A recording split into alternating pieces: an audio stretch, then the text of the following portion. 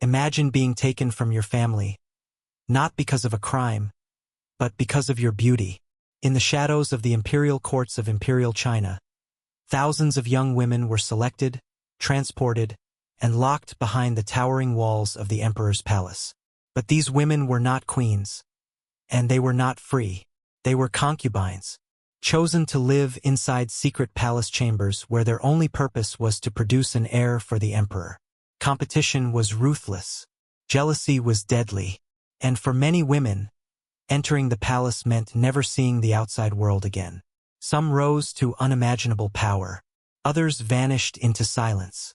Tonight, we step inside the most secretive and disturbing system of the imperial courts, the concubine breeding palaces, where beauty meant captivity and survival meant playing the most dangerous game in the empire. Every few years, officials across the empire were given a chilling task. They had to search for the most beautiful young women in the land. Villages, towns, and noble households were all inspected. Girls as young as 14 or 15 could be chosen if they were considered physically perfect. Their skin, hair, posture, and even the shape of their hands were examined by imperial inspectors. Once selected, their fate changed forever. Families could not refuse the emperor's command. To reject the selection was considered an insult to the throne, and punishment could be severe. For some families, it was seen as an honor. If their daughter pleased the emperor, the entire family could gain wealth and influence. But for the girls themselves, the journey was terrifying. They were taken far away from home and transported to the imperial capital. Once inside the palace gates, they entered a world unlike anything they had ever known. A massive complex filled with thousands of servants, guards, and women who were all competing for the same thing: the emperor's attention. These women were not wives in the traditional sense. Instead, they were part of a carefully structured hierarchy of concubines. Each rank determined their living conditions, their clothing, and even how often they might be summoned by the emperor. At the very top were the few favored consorts. At the bottom were hundreds of forgotten women who might never even see the emperor once in their entire lives. Yet all of them lived under the same brutal truth. Inside the palace walls, their lives were no longer their own. Once the selected women entered the palace, their old lives disappeared forever.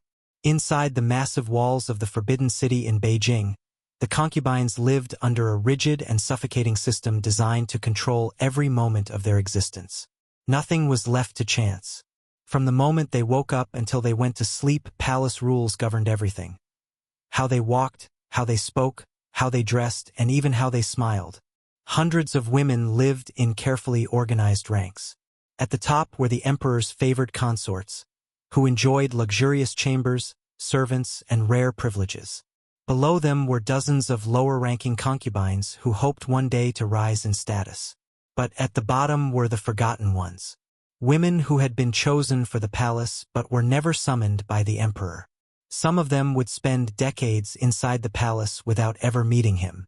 Competition among the women was intense.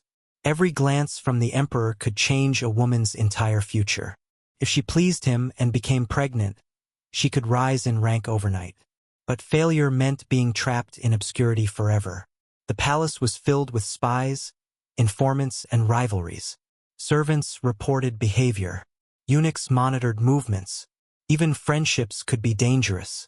A single rumor could destroy a woman's reputation. Many concubines spent years learning music, poetry, dance, and court etiquette, all in hopes of catching the emperor's attention for just one night. Because in the palace, one night with the emperor could mean power. Or it could mean becoming just another forgotten shadow behind the golden walls that end the imperial courts of Imperial China. The emperor's private life was not ruled by romance. It was controlled by an organized system designed for one purpose: producing an heir. Inside the palace, even the emperor's knights followed strict procedures. Officials kept detailed records of every woman who entered the emperor's chambers. This was done to track pregnancies and ensure the royal bloodline remained unquestioned. Among the powerful dynasties that followed this system was the Qing Dynasty, where palace routines became extremely formalized. Each evening, eunuchs presented the emperor with a list of eligible concubines. In some periods, Their names were written on small tablets or pieces of jade. The emperor would make his choice.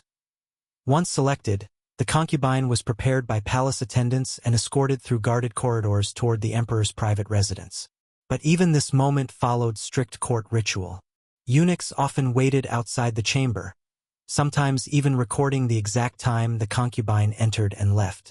Every detail was written down in palace records to prevent disputes over royal lineage. If the concubine later became pregnant, her status inside the palace could rise dramatically. Giving birth to a son was especially powerful, because imperial succession depended on male heirs.